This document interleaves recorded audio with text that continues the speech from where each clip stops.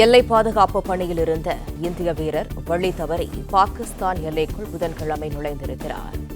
எல்லை தாண்டி வந்ததாக எல்லை பாதுகாப்பு பணியில் இருந்த வீரரை கைது செய்துள்ளது பாகிஸ்தான் ராணுவம். கூடுதல் தகவல்களை தருகிறார் எமது செய்தியாளர் ராஜகுமரன். ராஜகுமரன், வணக்கம். முழு விவரங்கள் என்ன? பாகிஸ்தான் எல்லைக்குள் நுழைந்த இந்திய எல்லை பாதுகாப்பு படை வீரரான அந்த பூர்ணம் குமார் ஷா என்பவர் தொடர்ந்து 3 நாட்களாக பாகிஸ்தானினுடைய கட்டுப்பாட்டிலேயே இருக்கின்றார். அவர் அந்த பகுதியில் இருக்கக்கூடிய ஒரு நீர்நிலையை ஒட்டி நடந்து சென்ற பொழுது அங்கு விவசாயிகளிடம் பேசிக் கொண்டிருந்த சூழ்நிலையில் அவரை பாகிஸ்தான் வீரர்கள் கைது செய்திருந்தார்கள்.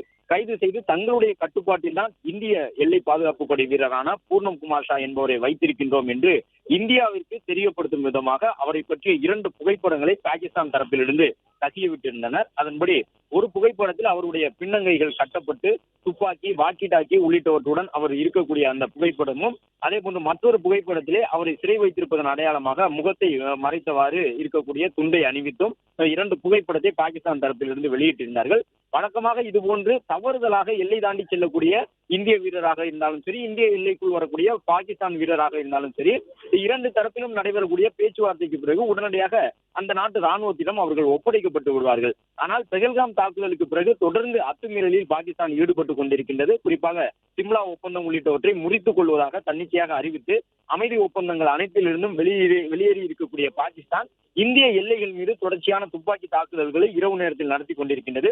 இந்த சூழ்நிலையில் தான் 2 நாட்களுக்கு முன்பாக பாகிஸ்தானால் கைது செய்யப்பட்டிருந்த பூர்ணம் குமார் ஷா என்கின்ற இந்திய வீரருடைய நிலைமை என்னவாகிவிட்டது என்ற கவலை அனைவருக்கும் எழுந்திருக்கக்கூடிய சூழ்நிலையினால் அவரை மீட்டு வருவதற்காக 3 முறை பாகிஸ்தான் தரப்பிடம் இந்திய எல்லை பாதுகாப்பு படையின் உயர் அதிகாரிகள் பேச்சுவார்த்தை நடத்தியும் தற்போது வரை அவரை ஒப்படைப்பதற்கு பாகிஸ்தான் தயாராக இல்லை என்ற ஒரு தகவல் வெளியிடப்பட்டிருக்கின்றது.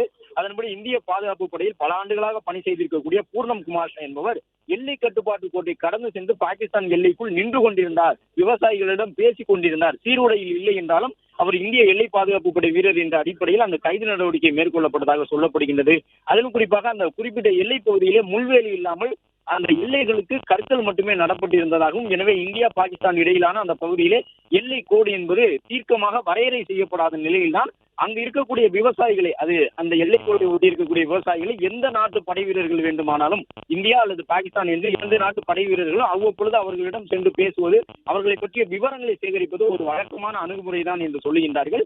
அந்த அணுகுமுறை அடிப்படையில் தான் இந்த இந்திய எல்லை பாதுகாப்பு படை வீரர் 3 நாட்களுக்கு முன்பு சரியாக அந்த சம்பவம் நடைபெற்ற ஜம்மு காஷ்மீரில் தாக்குதல் சம்பவம் நடைபெற்ற நாளிலே அந்த பகுதிக்கு சென்றிருக்கின்றார். இந்த நிலையில் அவரை கைது செய்து வைத்திருக்கக்கூடிய பாகிஸ்தான் அவரை அந்த வழக்கமான நடைமுறை அடிப்படையில் இந்தியாவிடம் ஒப்படைப்பதற்கு இதுவரை இறங்கி வரவில்லை. தொடர்ந்து அவர்கள் விடாப்பிடியாக அதே எண்ணத்திலேயே இருக்கின்றார்கள். அவரை விடமாட்டோம் என்று சொல்லுகின்றார்கள் என்று கூறப்படுகின்றது. 3 முறை இந்திய தரப்பிலிருந்து பேச்சுவார்த்தை நடத்தப்பட்ட பிறகும் தற்போது வரை அந்த எல்லை பாதுகாப்பு படை வீரரான பூர்ணம் குமார் ஷா என்கின்ற இந்திய வீரரை பாகிஸ்தான் ஒப்படைக்கவில்லை.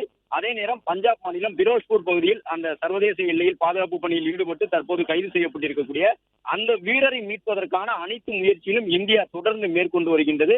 வழக்கமான அணுகுமுறை அடிப்படையில் அவரை இந்தியாவிடம் ஒப்படைக்க வேண்டும் என்கின்ற ஒரு அறிவுறுத்தலையும் பாகிஸ்தான் தரப்பிற்கு இந்தியா வழங்கியுள்ளது.